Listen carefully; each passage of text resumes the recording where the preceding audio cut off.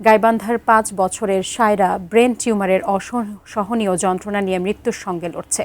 অথচ টাকার অভাবে থমকে আছে তার চিকিৎসা। অসহায় বাবা মায়ের আকুল আহ্বান, সরকার ও সমাজের বিত্তবানরা এগিয়ে এলে হয়তো বেঁচে যেতে পারে নিষ্পাপ এই শিশুটির জীবন।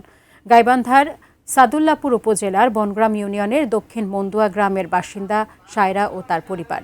সায়রার বাবা রাজমিস্ত্রি ও দিনমজুর আব্দুস সামাদ জানান, জন্মের কয়েক মাস পর মেয়ের চোখে ফোড়া দেখা দেয়। ধীরে ধীরে তা বড় হয়ে চোখ ঢেকে যায় এবং সেখান থেকে নিয়মিত রক্ত বের হতে থাকে।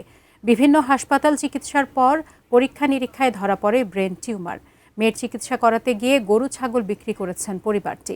ইতিমধ্যে প্রায় 2 থেকে 2.5 লাখ টাকার ঋণেও জড়িয়েছেন তারা। চিকিৎসকরা দ্রুত অপারেশনের পরামর্শ দিলেও এর জন্য প্রয়োজন প্রায় 5 থেকে 6 লাখ টাকা, যা দিনমজুর বাবার পক্ষে বহন করা সম্ভব নয়। তারা সরকার ও সমাজের বিত্তবানদের সহযোগিতার আহ্বান জানিয়েছেন।